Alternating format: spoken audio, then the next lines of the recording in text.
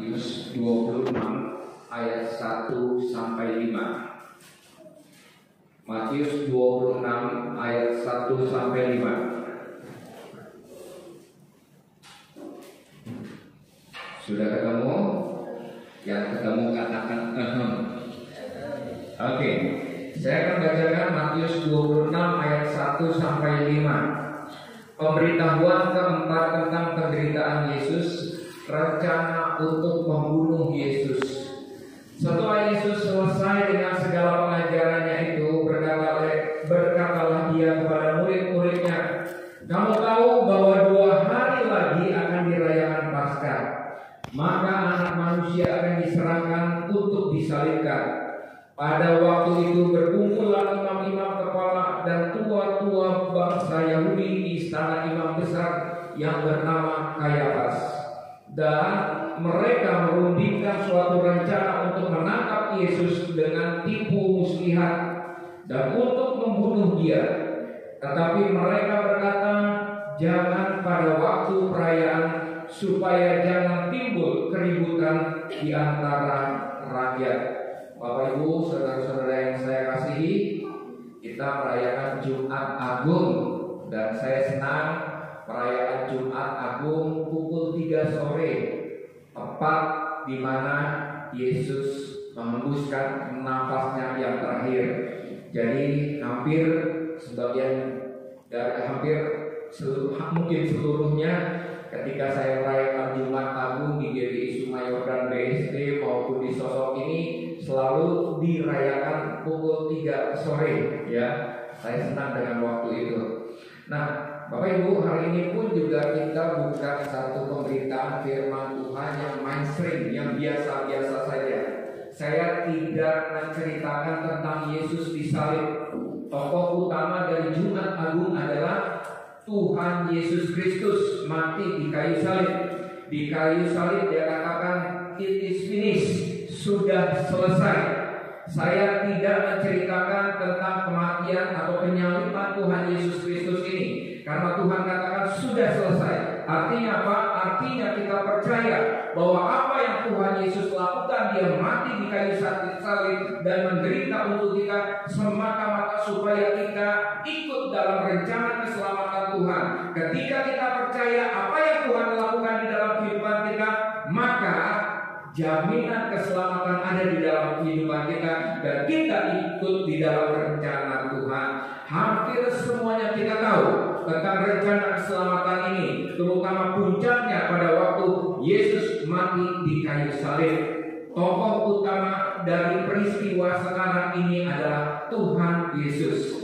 Nah, fokus saya bukan pada tokoh utama tersebut, tapi pemeran-pemeran pendukung, ya. Pemeran, ada tokoh-tokoh sebelum Tuhan Yesus ini disalib. Nah, tokoh-tokoh ini saya bagi menjadi 2. Ada yang menyalibkan Tuhan Yesus Kristus, dan ada juga yang disalibkan bersama-sama dengan Tuhan Yesus.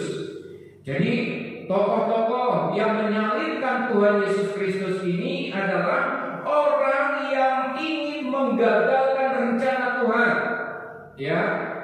Orang yang tidak ingin supaya rencana keselamatan yang Tuhan lakukan itu terjadi. Mereka menolak untuk percaya Tuhan Yesus Kristus, dan bahkan mereka akan menghabiskan Tuhan Yesus di kayu salib sehingga rencana keselamatan itu tidak terjadi di dalam diri Yesus Kristus. Itulah orang yang menyalibkan Tuhan Yesus. Ada juga tokoh yang disalibkan bersama dengan Tuhan Yesus. Jadi pada saat itu, ya, sebelum Yesus disalib, pada waktu disalib, dan setelah disalib, ada orang-orang yang ikut bersama-sama disalib dengan Tuhan Yesus Kristus. Siapakah itu? Nanti kita lihat. Yang pertama, kita akan melihat tokoh-tokoh siapa yang menyalibkan Tuhan Yesus. Orang yang ingin menggagalkan rencana keselamatan Tuhan Yesus Kristus. Bahkan orang-orang seperti ini tidak menginginkan Yesus dimuliakan dikerjakan di dalam kehidupannya. Bapak Ibu, kita melihat di dalam membaca Matius 26 ayat 1 sampai 5. Di sini muncul ayat 3. Tokoh dikatakan di sini, pada waktu itu berkumpullah imam-imam kepala dan tua-tua bangsa Yahudi. Ya, jadi tokoh yang paling utama yang menolak rencana keselamatan Tuhan Yesus Kristus, yang ingin menggagalkan apa yang Tuhan Yesus lakukan buat kehidupan kita, yang ingin bernafsu sekali menyalibkan Tuhan Yesus Kristus, adalah imam-imam kepala dan tua-tua bangsa Yahudi. Ya, imam-imam kepala dan tua-tua bangsa Yahudi ini dia menolak kemesiasan Tuhan Yesus Kristus. Dia tidak takut Tuhan. Mereka lebih banyak, lebih takut pada orang banyak. Ya, sehingga mereka berkonspirasi untuk menyalibkan Tuhan Yesus, tidak melalui tangan mereka, tetapi melalui bangsa Romawi, tentara-tentara Romawi yang menyalibkan Tuhan Yesus. Nah, saudara-saudara, ya, mungkin imam-imam kepala dan bangsa-bangsa yang tua-tua bangsa Yahudi ini tidak berhubungan dengan kita.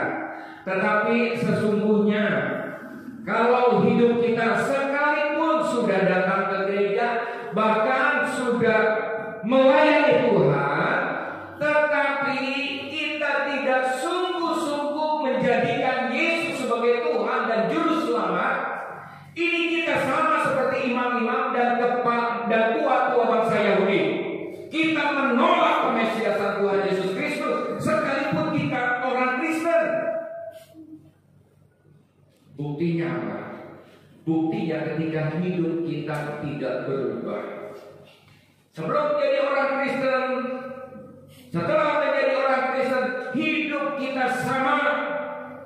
Seolah-olah di dalam hidup kita tidak hadir Mesias, yaitu Tuhan Yesus yang mengubah kehidupan kita. Kehidupan kita sama seperti dulu, yang terikat dosa, dan sekarang pun juga kita terikat dosa. Kita sama seperti imam-imam kepala. Kita tidak menjadikan Yesus itu Mesias, Tuhan yang menggenapi, yang rencana-rencana Tuhan Yesus itu digenapi di dalam kehidupan kita. Jadi itulah saudara-saudara, kita melihat banyak orang Kristen yang hidupnya masih belum lahir baru, yang hidupnya belum dipenuhi dengan Roh Kudus. Sekalipun dia sudah datang ke gereja, sekalipun sudah melayani, tetapi hidupnya tidak berubah, karena dia tidak menjadikan Yesus sebagai Tuhan dan Juru Selamat. Dan lagi karakter yang lain yang bisa kita jumpai dari orang seperti ini, kalau orang sedang menghadapi bencana COVID-19 seperti ini, ada perasaan ketakutan, ada perasaan kekhawatiran, karena Yesus bukan Mesias di dalam kehidupannya. Hidupnya tidak mengandalkan Tuhan, dan pada akhirnya Mesias yang datang dalam kehidupan mereka ditolak oleh mereka sendiri. Jadi saudara-saudara, itulah yang pertama, imam-imam kepala dan tua-tua yang mewakili kita, orang-orang Kristen yang belum lahir baru, yang belum berubah hidupnya, yang belum terima Yesus sebagai Tuhan dan Juru Selamat di dalam kehidupannya. Tokoh yang kedua yang muncul di sini dikatakan di dalam ayat 6, ketika Yesus berada di Betania di rumah Simon si kusta. Jadi pada waktu itu Yesus hadir di rumah Simon si kusta. Tidak ada keterangan lebih lanjut tentang Simon si kusta. Siapa dia? Kita akan melihat referensi lain dari kitab Lukas. Saudara buka Lukas 7 ayat 14 sampai 16. Lukas 7 ayat 14 sampai 16.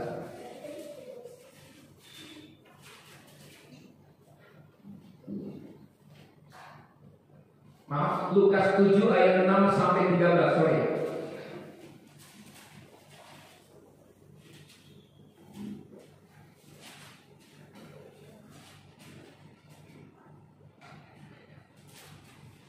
Lukas 7 ayat 36 sampai 50, maaf.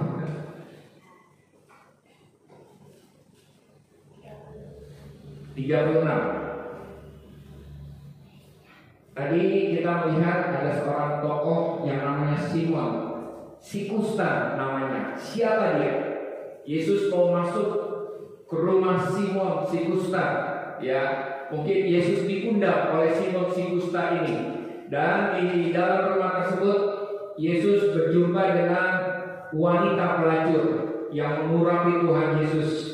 Tokoh yang kedua yang muncul di sini adalah Simon si kusta. Siapa Simon si kusta ini? Ya. Ayat 36 Lukas 7 dikatakan seorang Farisi mengundang Yesus untuk datang makan di rumahnya. Yesus datang ke rumah orang Farisi itu lalu duduk makan. Jadi Lukas melihat Simon si kusta ini sebagai seorang Farisi. Ya. Mungkin Simon dulunya adalah orang yang kena kusta, lalu disembuhkan oleh Tuhan Yesus. Lalu Simon mengundang Tuhan Yesus. Lalu kemudian apa yang terjadi ketika Tuhan Yesus masuk ke rumah Simon? Sambutan Simon kita lihat ayat 39.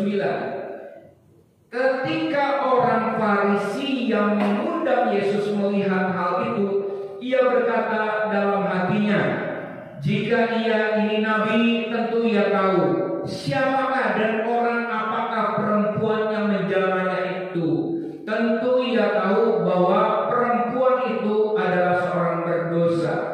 Lalu Yesus berkata kepadanya, Simon, ada yang hendak kukatakan kepadamu. Saud Simon, katakanlah guru. Ada dua orang yang berhutang kepada orang pelepas uang. Yang seorang berhutang 500 dinar, yang lain 50. Karena itu mereka tidak sanggup membayar, maka ia menghapus hutang kedua orang itu. Siapakah di antara mereka yang akan terlebih dahulu mengasihi dia? Jawab Simon, aku kira dia yang paling banyak dihapuskan hutangnya. Kata Yesus kepadanya, betul pendapatmu itu.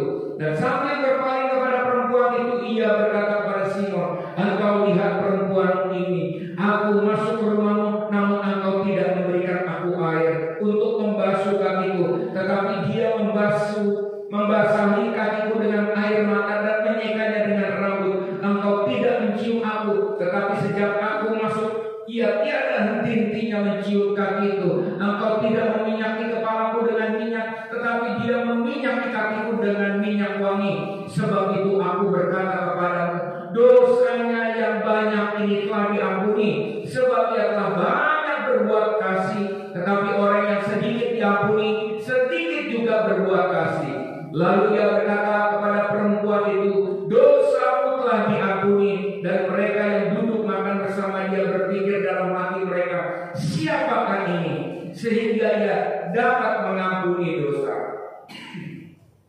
Tetapi Yesus berkata kepada perempuan ini, imanmu telah menyelamatkan engkau.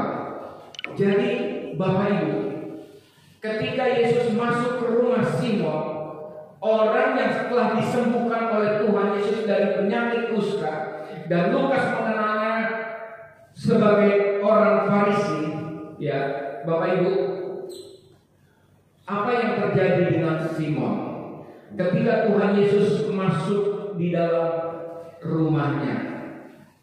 Dia tidak berbuat sesuatu.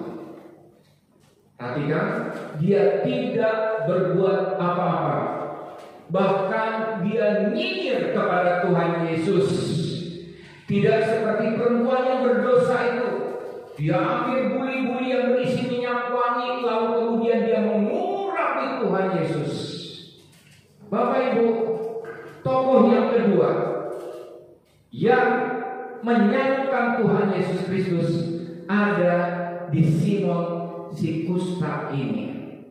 Ini mewakili kita orang-orang Kristen yang sesungguhnya sudah datang ke gereja, kita beribadah, kita melayani Tuhan, tetapi sesungguhnya kita ikut menyalip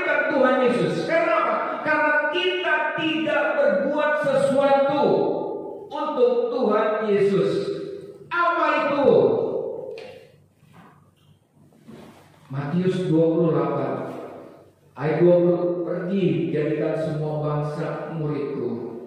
Kita tidak pernah memberitakan Injil.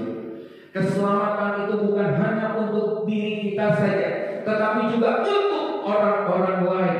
Ketika kita tidak berbuat sesuatu, ketika kita tidak menyampaikan Injil, ketika kita menjadi orang Kristen, maka kita sama seperti Simon, si orang kusta ini. Kita sedang menyalibkan Tuhan Yesus. Ya, jadi tokoh yang kedua adalah yang menyalibkan Tuhan Yesus adalah Simon, si orang kusta yang sudah mengalami Tuhan di dalam kehidupannya, tapi tidak berbuat sesuatu.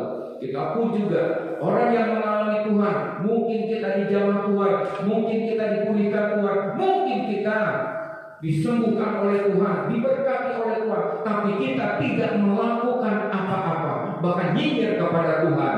Ya, itu tokoh yang kedua. Tokoh yang ketiga yang menyalibkan Tuhan Yesus, kita kembali ke Matius 21 ayat 14 sampai 16. Matius 26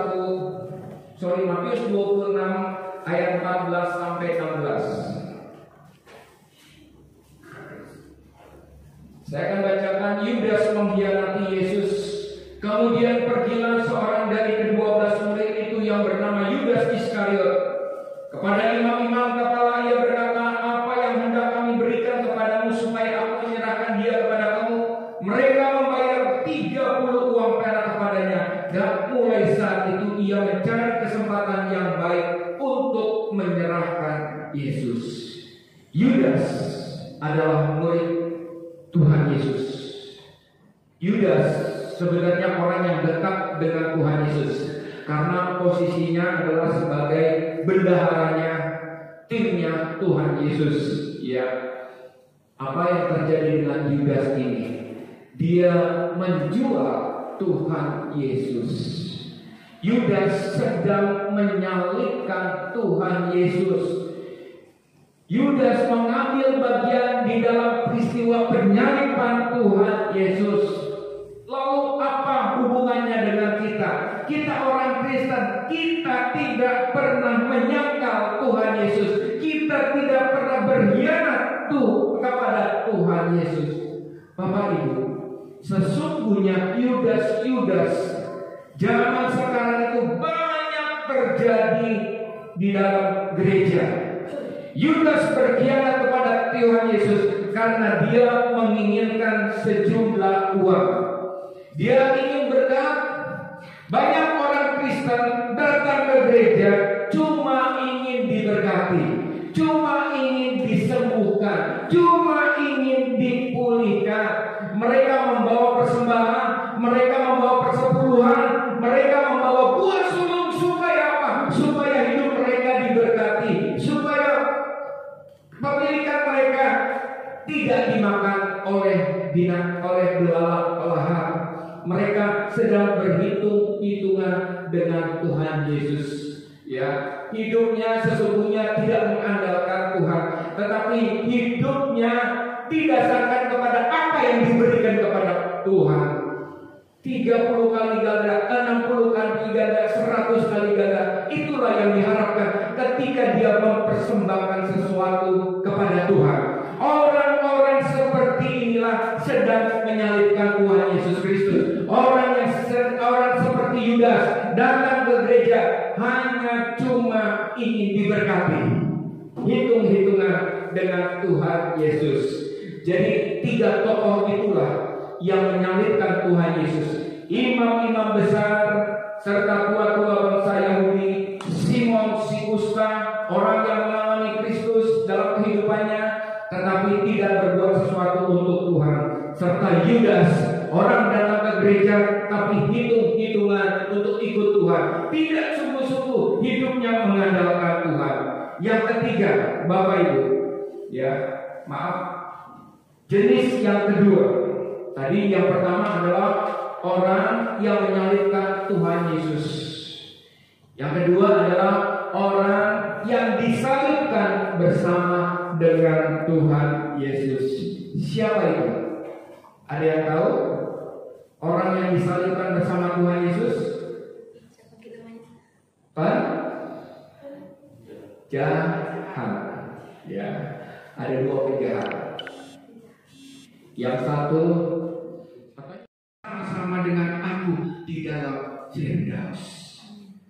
Artinya apa, Bapak Ibu? Artinya penjahat ini percaya akan rencana keselamatan Tuhan, percaya kepada kemesiasan Tuhan. Mungkin pada saat itu dengan bahasa kita mungkin saya bilang, Tuhan ampuni dosa-dosa saya. Dan apa yang terjadi seketika itu juga Tuhan ampuni dan Tuhan sediakan keselamatan untuk kehidupannya, kehidupan kekal. Seketika Tuhan berikan kehidupan kekal kepada penjahat tersebut.